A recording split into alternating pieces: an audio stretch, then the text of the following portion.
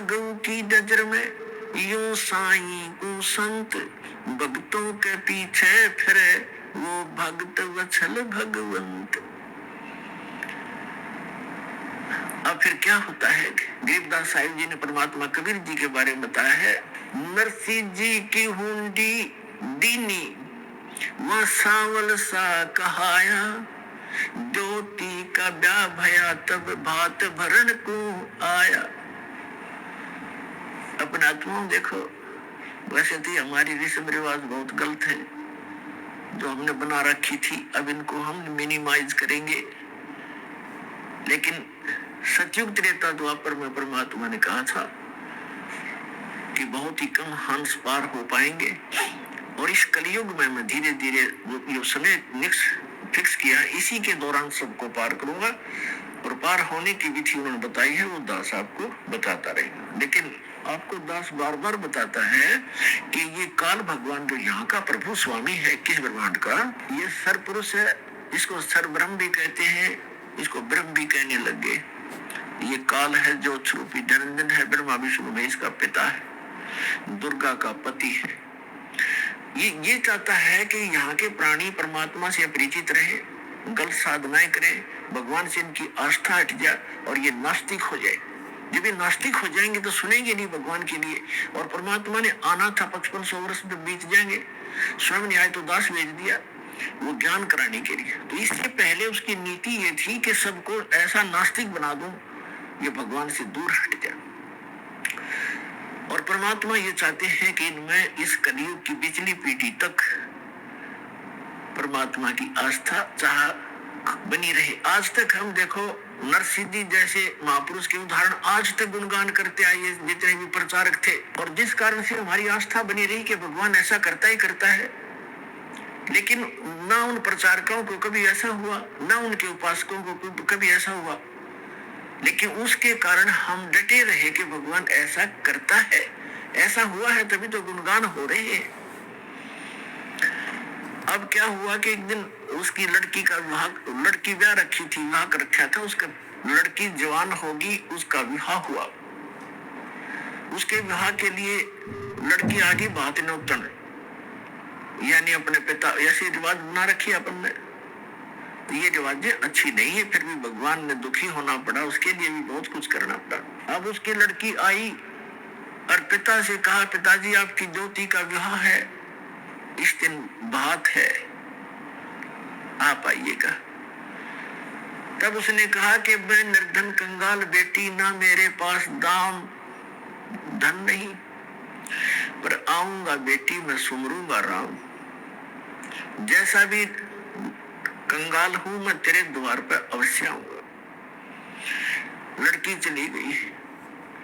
लड़की जैसे वहां प्रतिफल में कुछ दिया करते हैं, बेटी जावे बहुत नोच कर, कुछ नहीं दिया। इसको देखकर उसकी सास, लड़की की सास ने बहुत कुछ उलाहने दिए, लड़की को बहुत बुरा भला कहा कि उसने नाश कर दिया, सारी संपत्ति लुटा दी, कंगाल होकर बैठ के हमारी बेइज्जती करवा दी, कदे कदे हमारी इज्जत शिखर में थी। अब लड़की बोल रहा क्या, बेचारी सबर का घूंट आंसू में टपकाने लगी, बैठ की एक तरफ जाकर। अब नरसी चिंतित हुआ कि कैसे वहां पहुंचेंगे, कौन मेरा साथी होगा। यदि वो सेठ होता और बात आ जाता, उसके साथ जाने वाले सैकड़ों इकट्ठे हो जाते गांव नगर के आगे, और उस दिन कोई नहीं आया।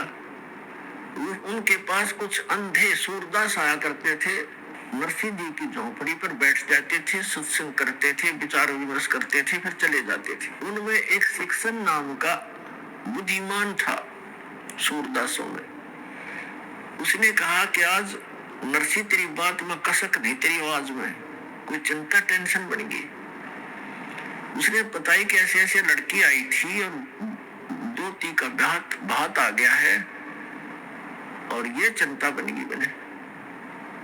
नरसी वो कहने लगे, उस शिक्षण सूरदास अंधे ने कहा कि भाई भगवान पर भरोसा रख, दिल ना तोड़े, हम चलेंगे तेरे साथ में। बोला नगर का कोई साथ नहीं हो सकता। कहने लगे हम चलेंगे सारे के, वो 16 जने थे गिनती में, बोले हम चलेंगे तेरे साथ, चिंता ना करे, कोई बात नहीं, देखी जाएगी जो भगवान उड़ैदत होते बेजती पर बेटी के द्वार पर खड़े जरूर होंगे चल के। तो वहां सफर करने के लिए पहले बैलगाड़ियां थी, बैलगाड़ी उसके पास नहीं, गांव से मांग कर लाया, किसी ने बैल ऐसा दे दिया जो घर से मांगी वस्तु धारी ऐसे देते थे जो घर से रिजेक्टेड सी हो, किसी से एक बैल मांग गया, किसी से दूसरा, उन्होंने ऐसे दे दिए काम चलाओ से निकम्मे से बैल। और बैलगाड़ी थी खराब सी, वो कह दिख ले जा सेठिया। अब सेठ ने वही बैल दोनों जोड़ के गाड़ी ले ली, बैलगाड़ी, 16 सूरदास उसमें बैठ के वो उसके मित्र। अब गाड़ी चले नहीं, क्योंकि ना तो बैल ढंग से चले, ना उसने चलाने आवे, ड्राइवर कदे रहा नहीं बैलों का, और गाड़ी ऐसे लचर पचर करती हुई चल रही है धीरे धीरे। अब उस स्पीड से वो 10 दिन भी नहीं पहुंच सकते थे, और वह था तीसरे दिन। अब वो श्री कृष्ण के पुजारी थे, सूरदास भी, और साथ में नरसिंह जी भी श्री कृष्ण जी की अर्घ लगाते जा रहे थे। वो परमात्मा स्वयं आगे एक कारीगर का रूप बना के और उनसे कहने लगे कि भाई नरसिंह सेठ, मैंने भी उस गांव में जाना है, जिस गांव में उन्होंने जाना था उससे एक गांव पहले का नाम बता दिया नरसिंह जी का, और कहने लगे मुझे भी बैठा लो अपनी गाड़ी में, साथ में भी चल पड़ता हूँ। नरसिंह जी कहने लगे बैठ ले बेसिक गाड़ी में, पर हम लगता है ये रास्ते में रह जाएगी, वो बहुत खराब है, करने वही पड़ी है। तो उसने कहा कि मैं मिस्त्री हूँ, आप एक बार नीचे उतरो और मैं इसको ठीक ठाक कर लेता हूँ, फिर चलाएंगे। नरसिंह जी ने कहा कि देखो मेरे पास पैसा नहीं है किराए कुछ देने को, मैं तो भगवान के शब्द सुना दूंगा तुझे। तो कारीगर रूप में भगवान बोले कोई बात ना, मैं कुछ नहीं लूंगा आपसे, मैं आपके साथ बैठकर भी तो चलूंगा। अच्छा फिर ठीक। तो पुण्यात्मा, ये जितने आज तक प्रचारक हुए उन्होंने श्री कृष्ण जी को सुप्रीम पावर मान के और नरसिंह जी को उसका भगत जान के उनका एक महिमा का शब्द बना रखा है, वो सुनाता हूँ आपको। लेकिन सच्चाई जो है वो दास आपको बताएगा। और उन्होंने कैसे बताया है, अपनी देसी लैंग्वेज में, हरियाणवी लैंग्वेज में बना रखा है। गाड़ी आड़े मन बैठा ले, एक बेहो गाड़ी थाम भाई मैं हार लिया। गाड़ी आड़े मन बैठा ले, एक बेहो गाड़ी थाम भाई मैं हार लिया। अब परमात्मा खड़े हैं एक कारीगर के रूप में, सारे इंस्ट्रूमेंट औजार ले रखे, उपकरण आरी भी ऐसे काटने पीटने की बसोली सारे ले रखे हैं। और क्या कहते हैं, गड्डी आड़े मन बैठा ले, एक बेहो गाड़ी थाम भाई मैं हार लिया। नरसिंह जी जब न्यों बोले, या गाड़ी मेरी पुरानी है, प्रभु जी फिर न्यों बोले, भाई के मेरे तो छानी है। प्रभु जी फिर न्यों बोले, क्या मेरे तो छानी है, नाम कृष्णम जात का खाती, ये जानू सारा काम भाई मैं हार लिया। गड्डी आड़े मन बैठा ले, एक बहु गाड़ी थाम भाई मैं हार लिया। प्रभु जी फिर लगे समारन, ले हाथ में आरी जी, नरसिंह जी की वह टूटी गाड़ी अरने आप सवारी जी। प्रभु जी जब लगे सवारन, ले हाथ में आरी जी, नरसिंह जी की वह टूटी गाड़ी अरने आप सवारी जी। नरसिंह बोले मैं शब्द सुना दूं, ना देने को दाम भाई मैं हार लिया। गड्डी वाले मने बैठा ले, एक बहु गाड़ी थाम भाई मैं हार लिया। 16 सूरदास बैठे गाड़ी में, रटे राम की माला जी। 16 सूरदास बैठे गाड़ी में, वो रटे राम की माला जी। पवन समान गाड़ी चाली, जब भगवान बने गढ़वाला जी। पवन समान गाड़ी चाली, जब भगवान बने गढ़वाला जी। भक्तों का रखवाला जी वो, आपे पूर्ण राम भाई में हार लिया। गड्डी आड़े मने बैठा ले, एक बहु गाड़ी थाम भाई में हार लिया। बैलों ऊपर हाथ फेर दिया, बल बैलों में आया जी। बैलों ऊपर हाथ फेर दिया, बल बैलों में आया जी। कई रोज का पंथ विकट था, पल माहे पहुंचाया जी। कई रोज का पंथ विकट था, पल माहे पहुंचाया जी। वो प्रभु खाती चला गया भाई, कर संतों पर नाम भाई में हार लिया। गाड़ी आड़े मने बिठा ले, एक बहु गाड़ी थाम भाई में हार लिया। कृष्ण तो रथवान बने, ये कबीर बने रखवाला जी। कृष्ण तो रथवान बने, कबीर बने रखवाला जी। जो सतगुरु के शरणा आगे, वो भगत जीत गए पाला जी। जो सतगुरु की शरण आगे, वो भगत जीत गए पाला जी। संत करे नहीं टाला जी, परमेश्वर करे नहीं टाला जी। वो सारे सबके काम भाई में हार लिया। गड्डी आड़े मने बैठा ले, एक बहु गाड़ी थाम भाई में हार लिया। इन कथाओं से हमने शिक्षा लेनी है, क्योंकि पहले तो हम बालक थे। हमने कोई कह देता कि ये आसमान बहुत निकट था, दादी अम्मा ने एक सितारा तोड़कर और ऐसे ऐसे कर दिया, इसलिए दूर भाग गया, तो हम सारी मान लेते थे ऐसे होगा। अब हम ये बातें नहीं सुनेंगे किसी की कि श्री कृष्ण जी ने ऐसा कर दिया, फलाने ने ऐसा कर दिया।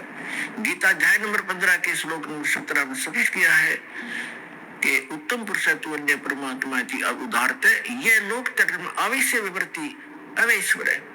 वो सबका धारण पोषण करता है, सबकी केयर टेक करता है, तीनों लोगों में सबका वही एक ही मालिक है। वही सब अपने भगत से पहले पुण्य करवाता है, फिर उसके आधार से अब स्वयं ही उसकी मदद करता है। तो कहने का बात यह है कि नरसिंह जी जब न्यों बोले, नरसिंह जी ने कहा कि गाड़ी मेरी पुरानी है, कंडम है, ये चल नहीं पा रही है। तो परमात्मा ने कहा ये क्या मेरे तो छानी है, अब तेरा दुख क्या मुझसे छुपा है, मुझे क्या बताना चाह रहा भक्त, मुझे पता है, इसलिए मैं आया हूं। तो पुण्यात्माओं, जब हम भगवान पर आश्रित होंगे, पर हमारा इतनी हिम्मत रही कोई ना कि हम यहाँ तक सैक्रिफाइस कर सके, पर परमात्मा ने दूसरा तरीका अपना दिया कि तुम अपना लगे रहो, एक दिन अवश्य होगा। अब जैसे विश्वास करने के दो तरीके होते हैं, एक तो यूं मान ले जो सामने वाला कह रहा है यह बात सच्ची होगी, और नहीं फिर उसके बताए अनुसार कुछ करके प्रैक्टिकल देख ले, तो वो भी बात फिर वो सच्चाई तो ऊपर आएगी। जैसे एक किसान था और एक सेठ के पास अपनी फसल बेचकर आता था मंडी में, और उसका आड़ती था पक्का और नहीं जाता था कहीं पर। एक दिन क्या हुआ कि जब वो फसल लेकर गया 2-3 महीने 4-6 महीने के बाद, तो पता चला कि उस सेठ की दुकान बंद है। पूछने से कारण का पता चला कि उसका दिवाला निकल गया, वो अब आड़ती नहीं रहा। तो उसका मित्र भी हो गया था वो बहुत अच्छा। अब उसके पास गया, उसके कुछ पैसे भी देने थे, कुछ उधार ले जाता था उससे सेठ वो किसान। उसके घर गया सेठ के, उससे पूछा सेठ जी क्या बनेगी? भाई बहुत बुरा हाल हो गया मेरा, तो घाटा लग गया बिजनेस में बहुत गुना, और मेरा दिवाला निकल गया, रोजी रोटी को भी दूभर हो गए, कुछ रास्ता बता मेरे को मित्र। अब किसान को तो अपने ही प्रोसेस का पता था, प्रोसीजर का। कहने लगा मैं तो अपना खेती बाड़ी के बारे में बता सकता हूँ और तेरी मदद कर दूंगा जितना मेरे से हो सकेगी। आप वहाँ खेती कर लो, हमारे गांव में चलो, आपको कुछ ठेके पर, कुछ में अपनी जमीन बहुत है वैसे दे दूंगा, और आप उसमें बोलो, बीज भी उधारा दिवा दूंगा, उसको जमीन को बहाने वाले व्यक्तियों को भी रोक दूंगा, 2-4 महीने तेरे को पैसे नहीं लेंगे, और अपना कर लो आप सब। उसने सोचा चल भाई ठीक है, जब ये इतना साथ दे रहा था, वो चला गया किसान के साथ। अब किसान ने बताया कि ये 10 एकड़ जमीन है, इसको पहले हल से बहा दे, इसका घास खत्म हो जाएगा। घास खड़ा था उसमें, तो उसने किसी किराए के हाली को लिया, उससे बहा दिया। अब कुछ दिनों के बाद उसमें फिर घास हो गया, तो किसान ने कहा कि इसको एक बार फिर बहा दे। उसको कई बार बहाना पड़ता है, अक्सर तरह कुछ ऐसे हैं। उसके बाद समय आने पर फिर उसमें वर्षा होगी, वर्षा होने से पर कहा कि अब इसमें बीज बो दे, गेहूं बो दे। उसने गेहूं बीज दिया या बाजरा बीज दिया। अब वो तो लाला जी था, रोजाना के 200 से 400 रुपए लेता था, गले में तो उठाता था, हर बार चवन्ने नहीं आ रही, रोज खर्च ही खर्च हो रहा है, और डेली लिख रहा है। बाई वाली ने लिए 5 रुपये, दूसरी बार लिए 5 रुपये, तीसरी अब लिए 15 रुपये तो खर्च हो दिए उसके, और अन्य इनकम अभी कोई आशा नहीं। जब उसने गेहूं बीजे, गेहूं का भी हिसाब ला लिया, बीज 50 रुपए का बीज गेहूं का, वो भी लिख लिया। उधार थे, देने तो थे ही उसने सोचा बड़ी बात बिगड़ी भाई, आता कुछ नहीं, जा ही रहा है। फिर देखा वो गेहूं बोने के बाद क्या देखा, खेत में सारे में घास उग गया, उसको पता था नहीं प्रोसेस का। वो सारे में गेहूं उग गए थे, सोरा हरा भरा हो रहा, और वो माथे बात लाए बैठा। उसने ये सोचा था इसमें फिर घास जाम गया, मित्र कहेगा इसने फिर बवा दे, तो किसान भी घूमता फिरता चला गया देखने के लिए अपने मित्र की खेती, देखो कैसी लगी है, बहुत बढ़िया लगी थी। तो उसने पूछा भाई कैसे बैठा है सेठ जी, ऐसे क्यों चिंतित है? कहने लगा भाई मित्र मैं तो जाऊँ अपने घर में, क्या बोला फिर घास जाम गया, इसमें आप कहोगे फिर बवा दे, इसमें 5 रुपए फिर लगेंगे। तो वो हंसा उसका मित्र के नहीं ऐसी बात नहीं है, अब नहीं कहूंगा बहाने के लिए, अब तो ये फसल होगी तेरे, ये फसल है, गेहूं होंगे। अब उसका ना जच्चे क्योंकि उसको पता नहीं था कि गेहूं बनेंगे कैसे, इसमें गेहूं तो मिट्टी में डाल दिए, सारे खराब हो गए। तो उनको देख रहा कि गेहूं तो खराब हो गए। अब कहने लगा तू विश्वास रख। उसको विश्वास यूं था कि उसका साथी भी ऐसा ही कर रहा था, अज्ञो भी ऐसे बोल रहा तो थोड़ा दिल डट गया था, पर दचा कती नहीं थी। और जब वो परिपक्व हो गए गेहूं, 40 मन गेहूं डाले थे 1 एकड़ में, और 40 किलो, और फिर वहां निकले काफी 20-30, उसमें ऐसे होते थे 20-30 मन। तो जब वो गेहूं पक गए, उसमें बाली को उसने फोड़ कर देखा, उसमें गेहूं थे। ओहो, तब उसको विश्वास हुआ कि सच में जो मित्र कह रहा था आज वो सारी सच्ची पाई। तो अपने आत्माओं, ऐसे ही ये जो ज्ञान है आप प्रथम बार सुन रहे हो, इस भगवान के विषय में भी आप प्रथम बार सुन रहे हो। बहुत से कि प्रथम समझो, जिसने अब ज्ञान लिया, यहाँ से उपदेश लिया, वो प्रथम ही समझा जाता है। तो दास जो आपको बता रहा है, दास ने भी वही काम किया है जो आपको समझा रहा हूँ, बता रहा हूँ, और फिर आपके साथियों को भी ये लाभ हुए हैं। तो आप इनको देखकर और इस ज्ञान को आधार बनाकर ये करते रहना, एक दिन विश्वास आप पे हो जाएगा। तो इस प्रकार हम जो साधना किया करते थे वो गलत करते थे।